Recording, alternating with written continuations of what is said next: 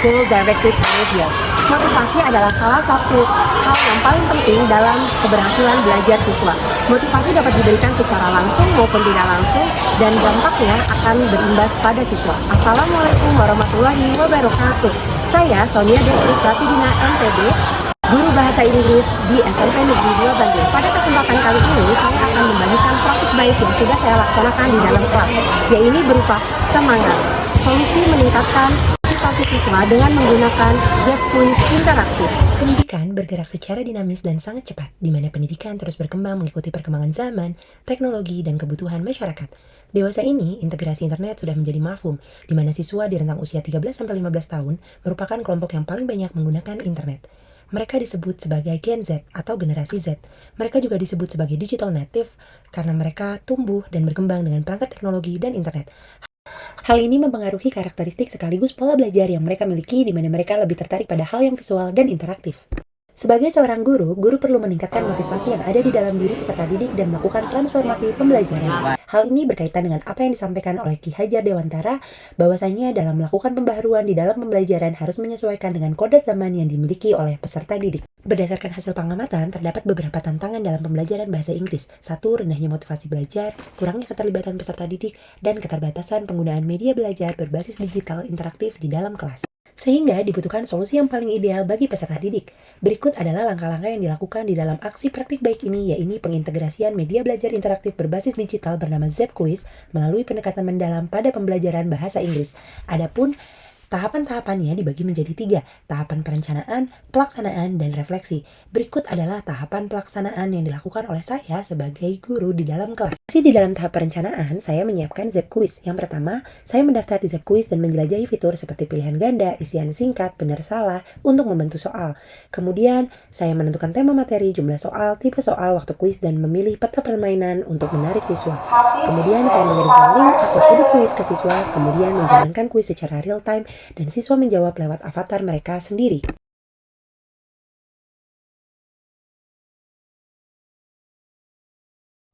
Kemudian masuk ke dalam tahapan aksi, saya melaksanakan pembelajaran di dalam kelas.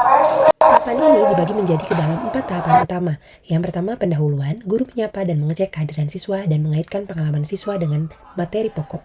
Kemudian, guru menjelaskan tujuan pembelajaran dengan memberikan uraian singkat. Lalu, guru membimbing diskusi analisis bersama siswa untuk mengidentifikasi unsur-unsur kebahasaan. Kemudian, guru memfasilitasi diskusi kritis dan meminta beberapa siswa untuk mengemukakan pendapatnya dengan menyampaikan hasil analisis yang telah mereka lakukan. Guru pun memaparkan unsur kebahasaan yang akan dimiliki oleh advertisement text. Kemudian, guru membagikan link atau barcode Z-Quiz yang berisi 20 pertanyaan di mana siswa harus mengerjakan link tersebut dalam waktu yang sudah ditentukan. Dan guru pun memonitor hasil secara langsung. Setelah kuis selesai, guru pun memfasilitasi refleksi cepat dengan mendiskusikan jawaban pada kuis bersama siswa. Advertisement text use negative adjective to persuade and motivate.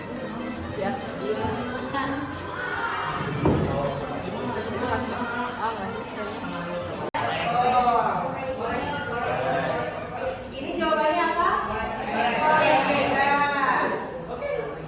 Kemudian yang ke-8, words are those that avoid bias.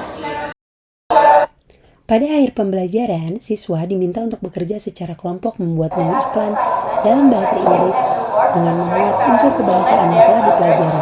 Kemudian, perwakilan kelompok diminta untuk mempresentasikan hasilnya dan guru memberikan umpan balik.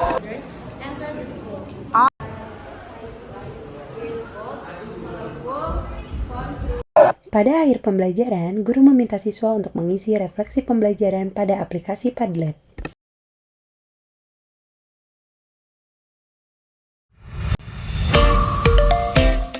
Terus dapat mudah dimengerti dan pelajarannya tidak bosan, jadi mudah masuk di kepala materinya. Z-Quiz dapat menambah kita untuk memahami materi karena dengan karakternya yang lucu kita terus game juga seru, kita dapat memahami materinya dengan cepat dan lebih baik.